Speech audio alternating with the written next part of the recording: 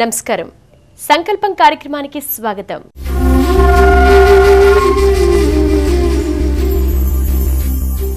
ప్రకృతి అందమైంది, అపురూపమైంది, అద్భుతమైంది.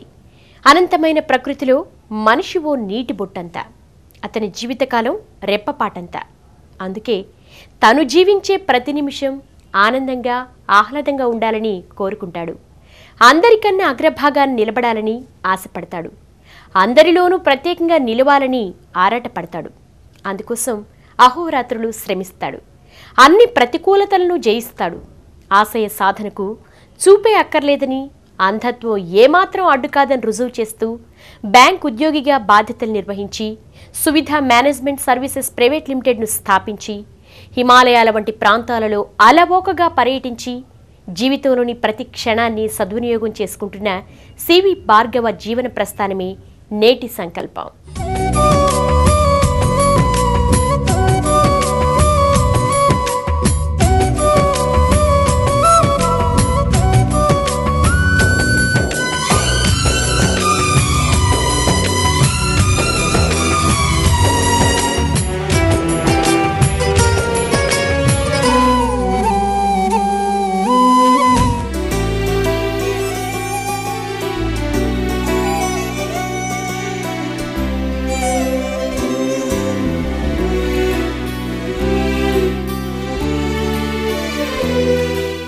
నిర్లక్ష్యం అనే మాట ఎవరి నిఘంటువుల్లోనూ ఉండకూడదు. నిత్య జీవంలో పాతుకుపోయిన పదంగా మారకూడదు. మరీ ముఖ్యంగా వైద్య వృత్తిలో ఉన్న వారి జీవితంలో అస్సలు ఉండకూడదు. ఒకవేళ ఉంటే ఏమవుతుంది? రోగుల ప్రాణాలు గాల్లో కలిసిపోతాయి, లేదా వారు జీవితాంతం వైకల్యంతో బాధపడాల్సి ఉంటుంది. ఒక వైద్యుడి నిర్లక్ష్యం భార్గవును అలా అంధుడిగా మార్చింది. నేను పుట్టింది హైదరాబాద్లో అండి. 17th January 1957. మా అమ్మ నాన్నగారు చెప్పడం ఏంటంటే నిలవర్ హాస్టల్లో పుట్టానంటారు, నిరూపల్ హాస్పిటల్లో. అంతా హైదరాబాద్లోనే నా బాల్యం. నేను చదివింది ఇనీషియల్గా హోలీ మేరీ హై స్కూల్, దీన్ని క్యాప్టోనియా మిడిల్ స్కూల్ అనేవాళ్ళు ఆ రోజుల్లో.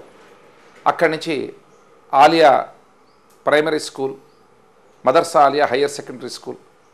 అది అయిన తర్వాత సబ్సిక్వెంట్లీ ఆలియా జూనియర్ కాలేజ్, తర్వాత నిజాం కాలేజ్. నిజాం కాలేజ్ తర్వాత Bhavan's institute of mass communication. పుట్టుకతో నాకు అంధత్వం అనేది లేదండి. 4 ఏళ్ల ప్రాయంలో జ్వరం వచ్చి పొంగు వచ్చేటప్పటికి ఒక డాక్టర్ గారు పెన్సిలిన్ ఇంజెక్షన్ ఇవ్వడం జరిగింది. ఆ పెన్సిలిన్ ఇంజెక్షన్ రియాక్షన్ వల్ల నా ఆప్టిక్ నర్వ్ ఏదైతే ఉందో అది వీక్ అయిపోయి గ్రాడ్యువల్గా ఐసైట్ అనేది పోవడం మొదలెట్టింది. 11 ఏళ్ల ప్రాయంలో నా రెండవ కన్ను, ఒక మొదటి రైట్ ఐ మొదటి కన్ను పోయిందండి, కుడి కన్ను. ఒక 27-28 ఏళ్ల ప్రాయంలో లెఫ్ట్ ఐ కూడా అటనే పోయింది. ఏ తల్లైనా తన బిడ్డలు ఆరోగ్యంగా ఉండాలని, ఆడుతూ పాడుతూ ఎదగాలని కోరుకుంటుంది. తోటి పిల్లలతో పోటీపడి అన్నింటా ముందుండాలని ఆశపడుతుంది. కాని క్రమక్రమంగా తన ఇంటి వెలుగు కంటి చూపును కోల్పోతే ఆ తల్లి మనసు తల్లడిల్లుతుంది. ఎంత ఎత్తుకెదిగినా, ఎన్ని విజయాలు సాధించినా ఆ వైకల్యం తొలగిపోతే బావుండేదని తపిస్తుంది. నాకు 3 పిల్లలండి, 2 అమ్మాయిలు 1 అబ్బాయి. పెద్ద అమ్మాయి ఏమో తనకన్నా 7 సంవత్సరాలు, 2 వీడి తర్వాత 2 అమ్మాయిలు. సరే వాడికి 10వ సంవత్సరంలో స్కూల్లో చెప్పారండి, టీచరు ప్రోగ్రెస్ రిపోర్ట్ ఇస్తూ చెప్పింది, ఇందులో ఒక చూపు సరిగ్గా లేదు, డాక్టర్ చూపించమని. ఆలియా స్కూల్లో అప్పుడు వెంటనే తీసుకెళ్తే పెన్సిల్ ఇప్పించారన్నారు. అంటే పెన్సిల్ ఇప్పించాను, దానివల్ల ఈ ట్రబుల్ అని చెప్పారు. చాలా బాధపడుతున్నాయి అన్నాను ఇప్పటికి కూడా. ఒకప్పుడు బయటికి పడితే బాగా దెబ్బలు తాకుతుంటాయి. మరి సరిగ్గా పుట్టి 10 సంవత్సరాల దాకా బాగా ఉన్నవాడికి మరి ఎట్లా వచ్చిందంటే నాకు చాలా బాధ ఇప్పటికి కూడా అనిపిస్తూనే ఉందండి. వాడు చిన్నప్పటి నుంచి మంచి తెలివిగా ఉండేవాడండి. చదువులో కానీ తింటూనే ఓ మాట చెప్తే వచ్చేసేసేది వాడికి. ఇంకా వృద్ధిలోకి రావాలని నేను అనుకుంటున్నా. భార్గవ పుట్టింది పెరిగింది హైదరాబాద్లోనే. నగరంలో పుట్టి పెరగటం వల్ల చూపు మందగిస్తూ పోయినా చదువులకు ఆటంకం కలగలేదు. మదర్స్ అలియా ఉన్నత పాఠశాలల్లో అక్షరయాత్ర ప్రారంభించి, నిజాం కాలేజీలో కామర్స్ కోర్సు అభ్యసించి, భవన్స్ ఇన్స్టిట్యూట్లో మాస్ కమ్యూనికేషన్ అండ్ మేనేజ్మెంట్లో పట్టా పొంది, ప్రతిష్టాత్మకమైన భారత బ్యాంకర్ల సంస్థ నిర్వహించే CIIBలో ఉత్తీర్ణత సాధించారు. దేశంలో ఈ కోర్సును పూర్తి చేసిన ఏకైక అంధుడిగా నిలిచారు. నిజాం కాలేజ్లో నేను కామర్స్ డిగ్రీ చేశానండి. 1975 to 78 ఇది. ఈ టైంలో నాకు I got a distinction. First 10 క్యాండిడేట్స్లో నేను ఒక్కడిని. అది అయిన తర్వాత నేను బొంబాయి వెళ్ళి విజయ్ మర్చెంట్ అనే ఒక ఫేమస్ క్రికెట్ ప్లేయర్ ఆయన అంటూ ఉండేవారు అనమాట, నా first innings of life is cricket, second innings of life is service అంటూ ఉండేవాడు ఆయన. సో ఆయన నన్ను సెంట్రల్ బ్యాంక్ ఇంట్రడ్యూస్ చేయడం జరిగింది. బ్యాంక్లో ఒక రిటర్న్ టెస్ట్, ఒక ఇంటర్వ్యూ, ఒక స్క్రైబ్ ద్వారా నేను బ్యాంక్లో చేరానండి. ఒక రిసెప్షనిస్ట్, టెలిఫోన్ ఆపరేటర్గా చేరాను. చేరిన తర్వాత బ్యాంకులో సిఐఐబి, ఇది chartered associate of the Indian institute of bankers అంటారు. ఈ సిఐబి ఎగ్జామ్ 2 పార్ట్స్గా విభజించబడుతుంది, పార్ట్ 1, పార్ట్ 2. ఇది పాస్ అయితే ప్రమోషన్సే కాదు, మంచి ఇంక్రిమెంట్స్ కూడా వస్తాయి.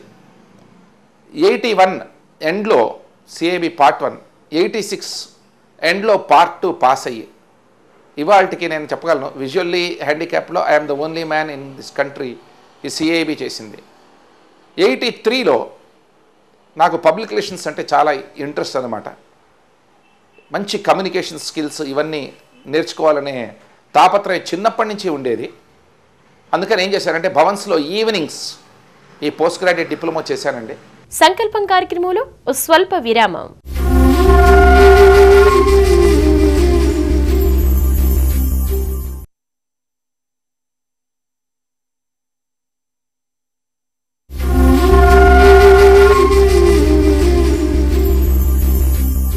విరామం తర్వాత సంకల్పం కార్యక్రమానికి తిరిగి స్వాగతం.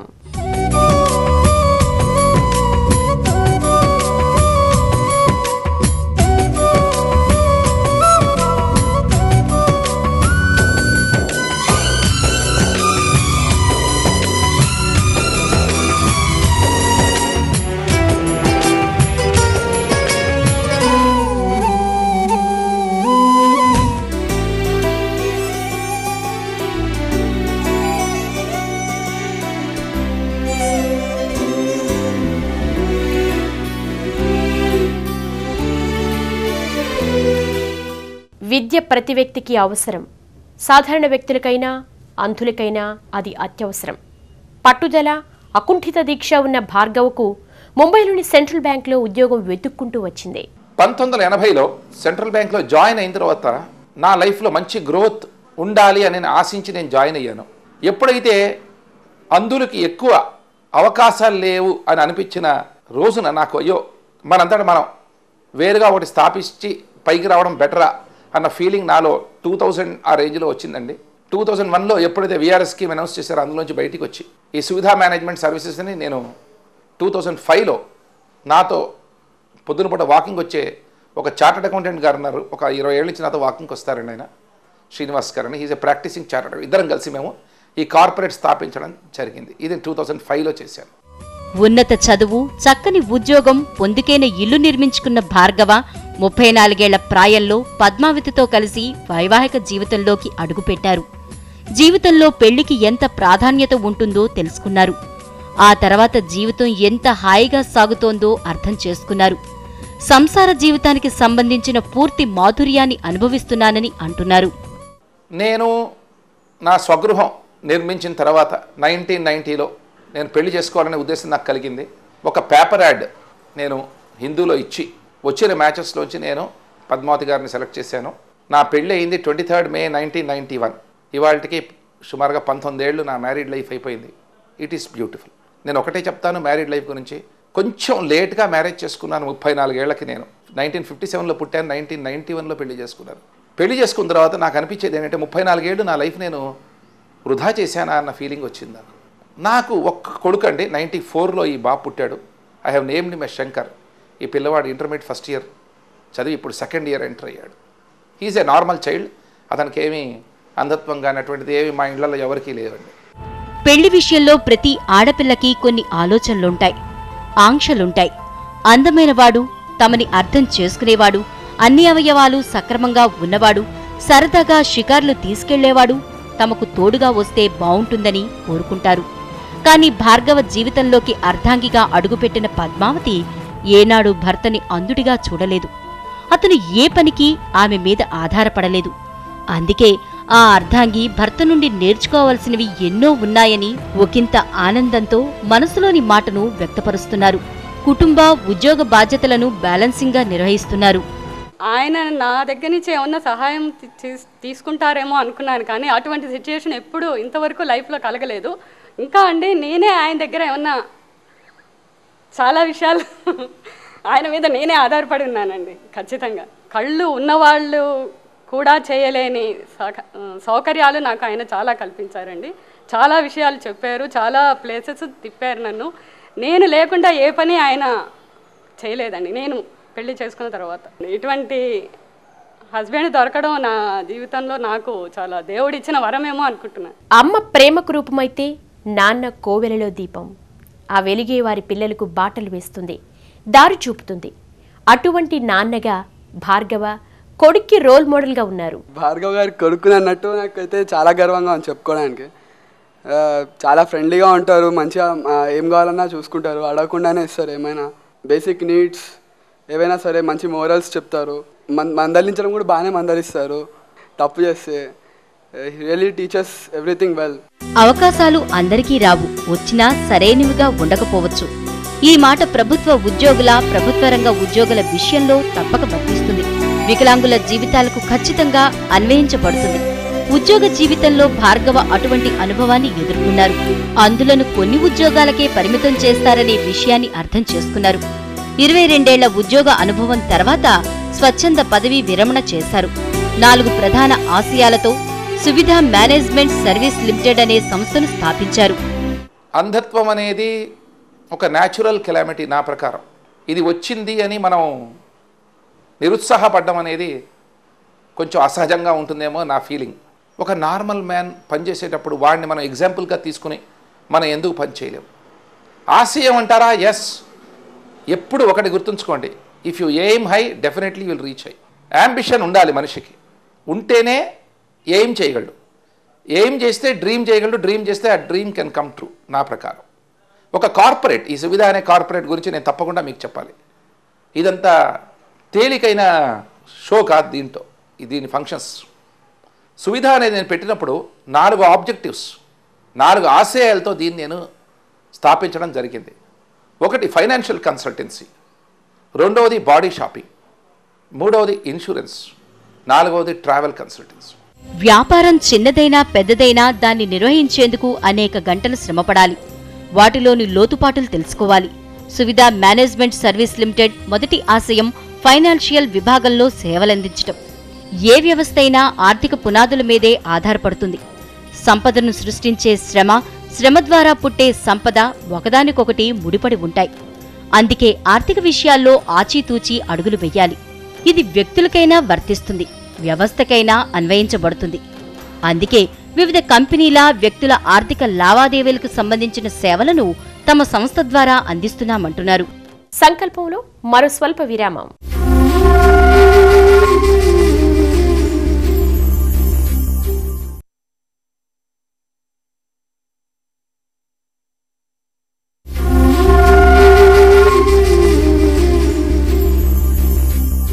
విరామం తర్వాత సంకల్పం కార్యక్రమానికి తిరిగి స్వాగతం.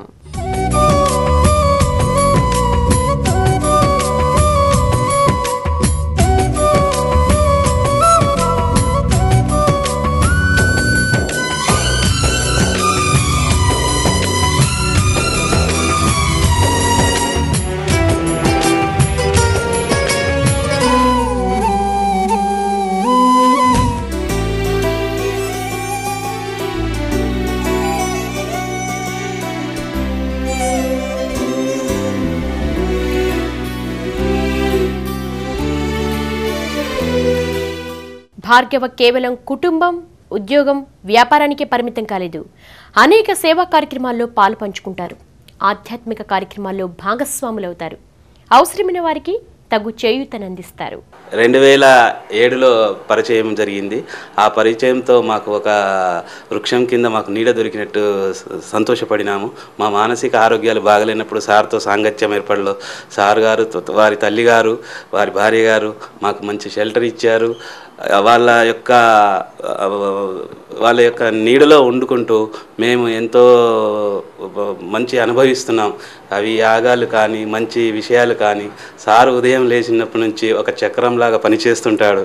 అది మనకు వీలు పడదు. నేను సార్తో 6 ఇయర్స్ నుంచి పరిచయం ఉంది. ఈ 3 ఇయర్స్ నుంచి బిజినెస్ పరంగా సార్తో ట్యాక్స్ రిటర్న్స్ ఫైల్ చేయడం కానీ, స్టాక్ ట్రేడింగ్ కానీ ఇందులో పార్టిసిపేట్ చేస్తున్నాను సార్తో. సార్ గురించి చెప్పాలంటే సార్ దగ్గర నుంచి నేర్చుకునే ఐటమ్స్ మెయిన్ థింగ్స్ అంటే పంక్చువాలిటీ, డిసిప్లిన్, తర్వాత స్పిరిచువల్గా కూడా ఆయన ఎంత ఇదిగా ఉంటారంటే హెల్పింగ్ నేచర్స్, స్పిరిచువల్గా చాలా చెప్తూ ఉంటారు, ఎలా ఎక్కడికి వెళ్ళాలి, ఏంటి, ఎలా ప్రే చేయాలి.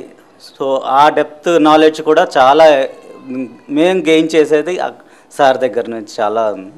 భార్గవ నిత్యం ప్రకృతితో చెలిమి చెయ్యాలని, ప్రకృతిలోనే సేద తీరాలని కోరుకుంటారు. అందుకే నిరంతరం దేశంలోని అనేక పర్యాటక ప్రదేశాల్ని సందర్శిస్తారు. డార్జిలింగ్లో మౌంటైనింగ్ అడ్వెంచర్ కోర్స్ చేసి కాంచనజంగా బేస్ క్యాంపులో పాల్గొన్నారు. 17,000 అడుగులు ఎక్కి అందులో చెయ్యలేని సాహసం ఏదీ లేదని నిరూపించారు. ఎన్ని వ్యాపకాలతో బిజీగా ఉన్న ఆధ్యాత్మిక కార్యక్రమాలకు, దైవ ప్రార్థనలకు ఎంతో ప్రాముఖ్యతనిస్తారు. మైదానంలో ఉన్న మంచు పర్వతాల్లో ఉన్న ప్రార్థనలు చేస్తారు. మనసుని స్థిరచిత్తంతో ఉంచుకుంటారు. కళ్లతో చూడలేకపోతే మనసుతో చూడాలంటారు. చక్కని అభిరుచులను కలిగి ఉండాలంటారు.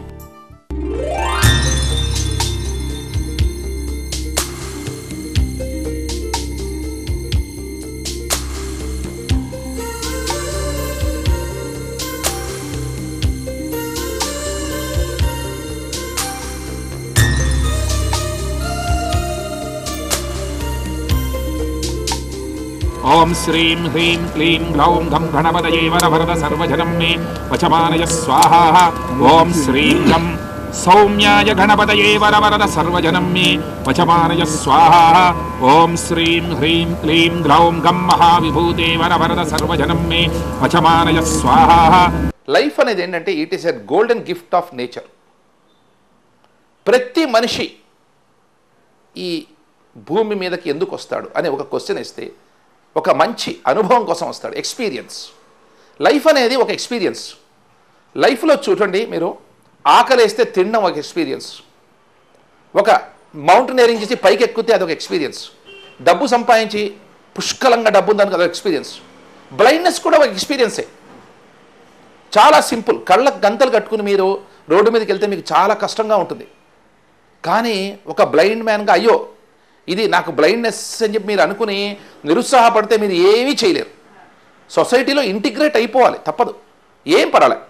బ్లైండ్నెస్ ఏముంది, వాట్ ఈస్ దేర్? విజన్ లేనంత మాత్రాన ఎన్నో అవయవాలు ఉన్నాయి. మీకు ఐసైట్ లేనంత మాత్రం మీకు ఇన్సైట్ లేదా? మంచి దేవుడు మంచి చెవులు ఇచ్చాడు. పాము ఉంటుంది, చక్షుస్రవము అంటుంది పాము. అంటే ఏంటి? దానికి వినపడితే కనబడదు, కనబడితే వినపడదు. కనబడినప్పుడు వినికిడి ద్వారా మీరు చాలా నేర్చుకోవచ్చు. ఇప్పుడు ఒక క్యాల్కులేటర్ ఉంది, టాకింగ్ క్యాల్కులేటర్ ఉంది, అట్లనే టాకింగ్ సెల్ ఉంది, వాయిస్ రికార్డర్ ఉంది, జా స్పీచ్ రీడింగ్ సాఫ్ట్వేర్ ఉంది. ఇవన్నీ ఎందుకు వచ్చినాయి? Simple question. నువ్వు బ్లైండ్ అయినా పర్వాలేదు, సొసైటీలో నువ్వు బతకగలవు. బతకపోతే నువ్వు బతకడం అనేది నీకు అది prime necessity. Food, clothing, shelter లేకుండా ఎవడు ఉండగలడు? ఏ అందుడైనా నాకు ఇవాళ ఫుడ్ అక్కర్లేదు, క్లోదింగ్ అక్కర్లేదు, నాకు బట్టలు అక్కర్లేని చెప్పి చెప్పగలడా? నాకు ఇల్లు అక్కర్లేని చెప్పగలడా? Is not possible. కనుక ఏంటంటే ఒక్కటి, ఆ మనో నిగ్రహం రావాలి, ఆ డిటర్మినేషన్ రావాలి. ఎదట మనిషి కన్నా నేను ఒక్క స్టెప్ అహెడ్ ఉండగలను, నార్మల్ మ్యాన్ కన్నా ఎందుకు ఉండలేను అన్న మోటివేషన్ నీకు సెల్ఫ్గా నువ్వు ఇచ్చుకుంటే సాధించలేదంటూ ఏమీ లేదు. ప్రపంచంలోని అంధులెందరో అనేక విజయాలు సాధించారు. జాక్ యాకోబ్ లాంటి వారు దక్షిణాఫ్రికాలోని అత్యున్నత న్యాయస్థానంలో న్యాయమూర్తిగా పనిచేశారు. మూషీ డయాన్ లాంటి వారు ఇజ్రాయెల్ దేశ ఆర్థిక మంత్రిగా ఉన్నారు. ఇలా ఎందరో అంధులు విభిన్న వృత్తుల్లో విజయవంతంగా రాణిస్తున్నారు. సంకల్పం కార్యక్రమం కూడా ఎందరో స్ఫూర్తిమంతులను ప్రపంచానికి పరిచయం చేస్తోందని కొనియాడుతున్నారు. సంకల్పం అనేది ఒక సంస్కృత పదం. సంకల్పం కనుక మంచి సంకల్పం అయితే ఏదైనా సాధ్యమే. ప్రోగ్రాం పేరే కాదు, ఒక్కటి చెప్తాను డిజేబుల్డ్ గురించి. డిజేబుల్డ్ అనే వర్డ్ ఆ వర్డ్ని నేను లైక్ చేయను. అదర్వైజ్ ఏబుల్ అనే వర్డ్ కరెక్ట్. మనుషుల గురించి ఇప్పుడు ప్రపంచం అనేది ఆడియో విజువల్ టీవీ ఛానల్స్ వచ్చిన తర్వాత ఇక్కడ కూర్చుని మనం ఏ ప్రోగ్రామ్ అయినా కనుక ఎడిట్ చేసి అది టెలికాస్ట్ చేస్తే అమెరికాలో కూడా చూడొచ్చు. శాటిలైట్ ద్వారా మీకు ఈ ఛానల్స్ అన్నీ వస్తున్నాయి. ఈ మనిషి ఇట్లా ఉండి కూడా స్టిల్ ఇది అచీవ్ చేస్తున్నాడు అనేది మీరు ప్రొజెక్ట్ చేశారనుకోండి, ఆటోమేటిక్గా ప్రతివాడు మోటివేట్ అవుతాడు. మోటివేట్ అయ్యేటప్పటికీ వాడు ఆటోమేటిక్గా నేను కూడా చెయ్యాలి అనే ఒక సంకల్పం ఆ మనిషిలో ఏర్పడుతుంది. ఆ సంకల్పం ఏర్పడింది అనుకోండి ఇంకా బాగా చేయగలడు. అందుకని ఏంటంటే అంధులు కానివ్వండి, వినికిడి లోపం ఉన్నవాళ్ళు కానివ్వండి, ఆర్థోపెడికలీ హ్యాండిక్యాప్డ్ కానివ్వండి, వీళ్ళల్లో ఎన్నో టాలెంట్స్, హిడెన్ టాలెంట్స్ ఉన్నాయి. ఎన్నో ప్రోగ్రామ్స్ ఎంతోమంది హైలైట్ చేస్తున్నారు. సంకల్పం అనే ప్రోగ్రామ్ ఇట్లా హైలైట్ చేయడం వల్ల ఏంటంటే ప్రపంచానికి అయ్యో వీళ్ళు ఆల్మోస్ట్ నార్మల్ పీపుల్ కన్నా బాగా ఉన్నారే అనే ఒక మెసేజ్ మాత్రం చక్కగా అది వెంటిలేట్ అవుతుందండి. మనిషి జీవితం ప్రకృతి ప్రసాదించిన వరం. ప్రతి మనిషి ఓ అనుభవం కోసం, అనుభూతి కోసం ఈ ప్రపంచంలోకి వస్తాడు. అందుకే అన్ని అవయవాలు సక్రమంగా ఉన్నా, అవయవ లోపాలున్నా ఆ అనుభూతిని పొందాలని, ఆ అనుభవాన్ని పదిలంగా దాచుకోవాలనుకుంటున్న భార్గవ జీవితం ఎందరికో స్ఫూర్తిని కలిగిస్తుందని ఆశిస్తూ సెలవు.